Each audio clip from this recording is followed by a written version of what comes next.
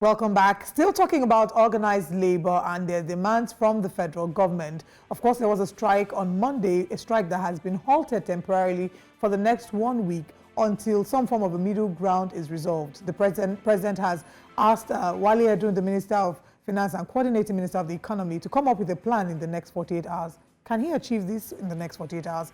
What does this mean and what will be the next steps? This morning, we're joined by NLC PRO, Lagos State Council. We have with us Ismail Ishola Adejumo. Good morning. Thank you very much for joining us. Thank you for having me on News Central this morning. Yes, it's good to have you. The strike has been temporarily suspended for the next 1 week, pending the maybe middle ground that the government and organized labor will come to.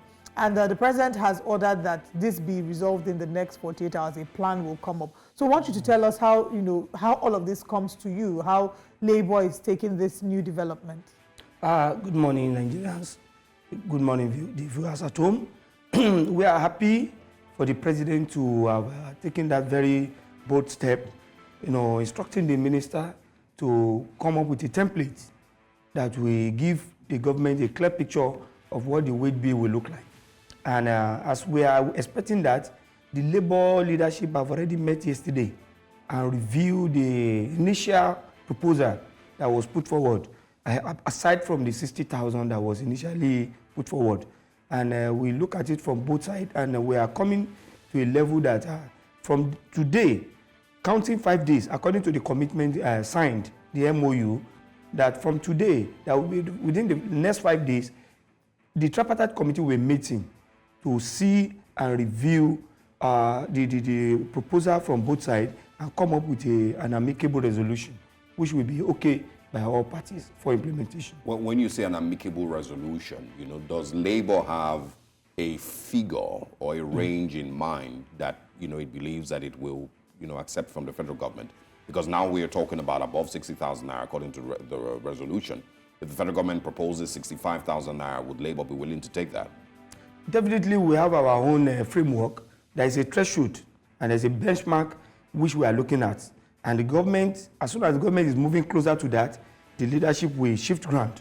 And, so can you give us an idea? I can't state it here categorically. It is based on negotiation. When you are going to negotiation, you don't go with a fixed mind.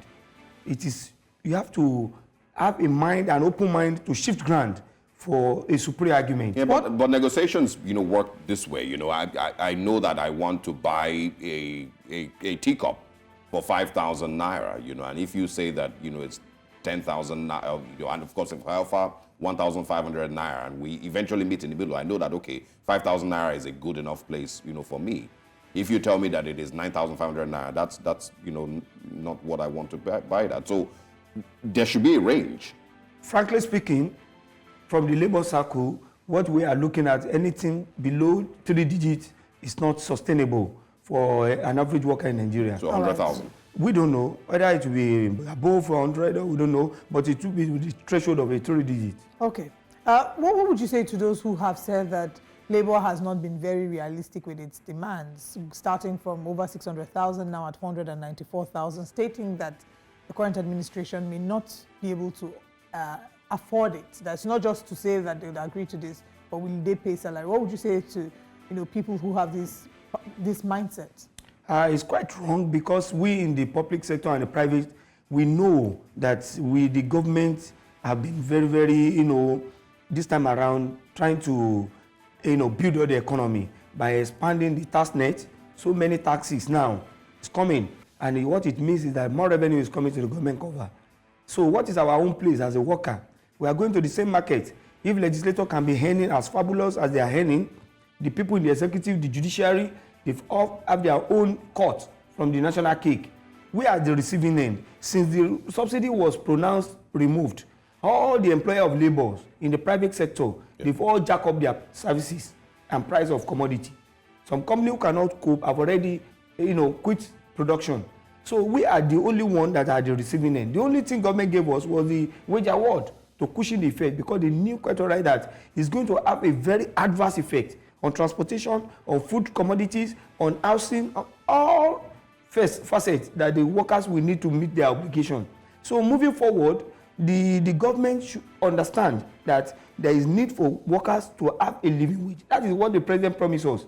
And we are not reneging on that to pressing that, Mr. President, your promise, your word should be your bond. And I think in the line with that is why he instructed the minister yesterday that all this forth and back discussion should come to a concrete terms. Get us a template. What will be the wage bill and what will be the sustainable rate for the government to at least with the economy, because they say the economy now is very fragile and anything can happen. But we know that as the moment the subsidy removal has been removed, the revenue has been also been increased. So the tax net have expanded. So should be a corresponding pay to workers so that their purchasing power can be, sustained. Yeah. Because now people can go to the market and people cannot even buy a tuber of yam. You can see in the social media, are going for half. People cannot buy even a bag of rice as a family of 2 or 3. So how sustainable is that for us? And if it is sustainable for government to plug billions of naira into pilgrimage, into some other luxuries that are not, we know what should be the priority of government. The workforce is critical. We have demonstrated that we are the key player, we are stakeholders in Nigerian government project. The people who are manning the critical sectors, they are not robots. They too have obligations. They have to pay their rent, they have to pay for transportation, they have to pay for their children's school fees, and so many other things. So all this put together, we should not be sidelined. We demand for a decent, a reasonable wage. We are not saying that the proposed 494 is sacrosanct. We are ready to negotiate at a very reasonable level. And that's why the leadership is committed to dialogue from time to time. They have been meeting, and the meeting will continue in the next 1 week until we have an amicable resolution. 2 things. Does Labour truly believe subsidy has been removed? That's the first one. And then second, what would you say to the government if they say we truly cannot afford to give you, 100,000? Thank you very much. Subsidy, we know the percentage, the inflation rate as before subsidy removal.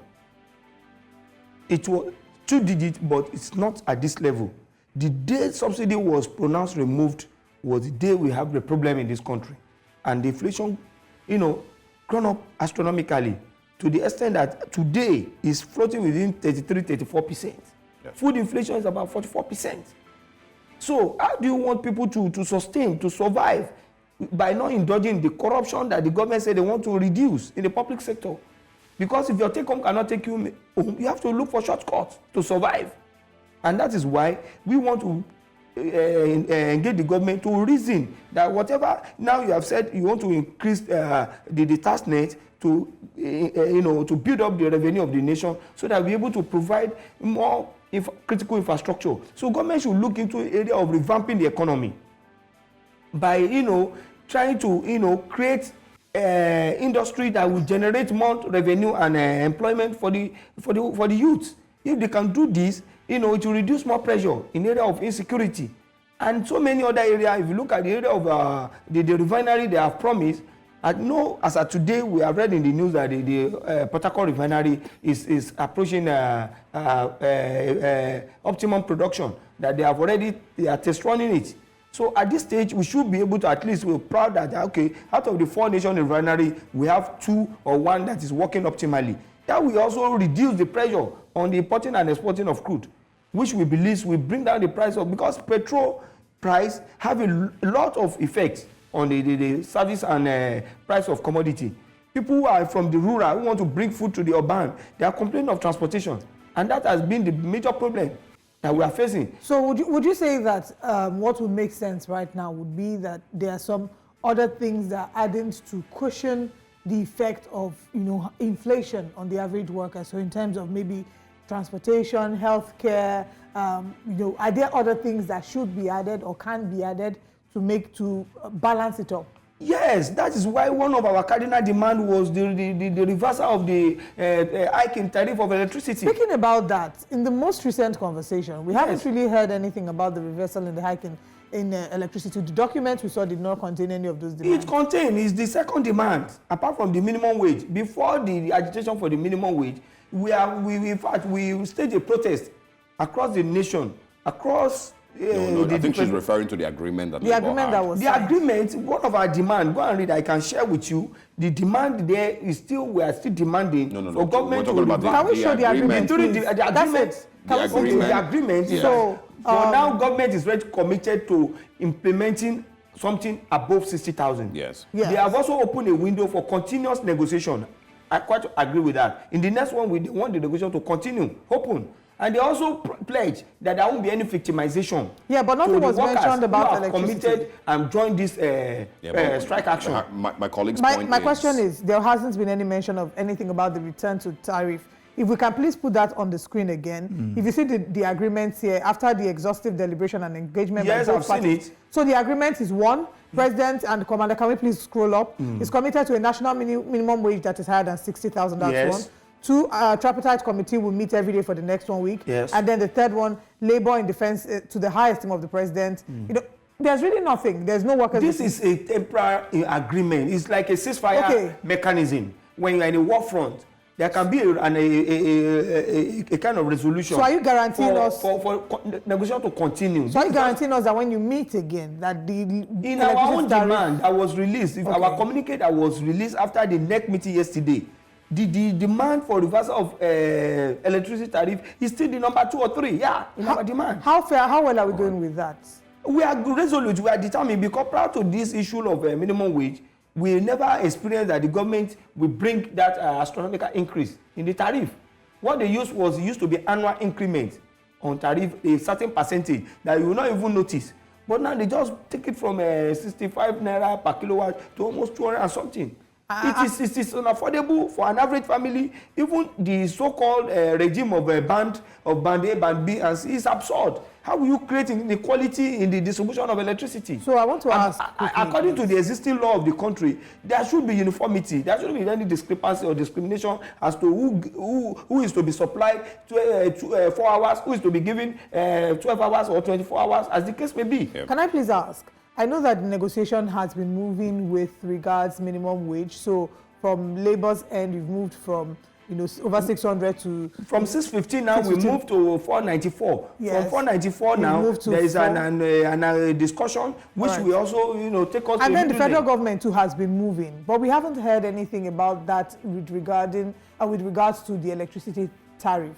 Is there going to be a negotiation regarding the electricity tariff, or is a flat out return to what it was, or we're not accepting? Definitely the negotiation on that is alongside with this discussion.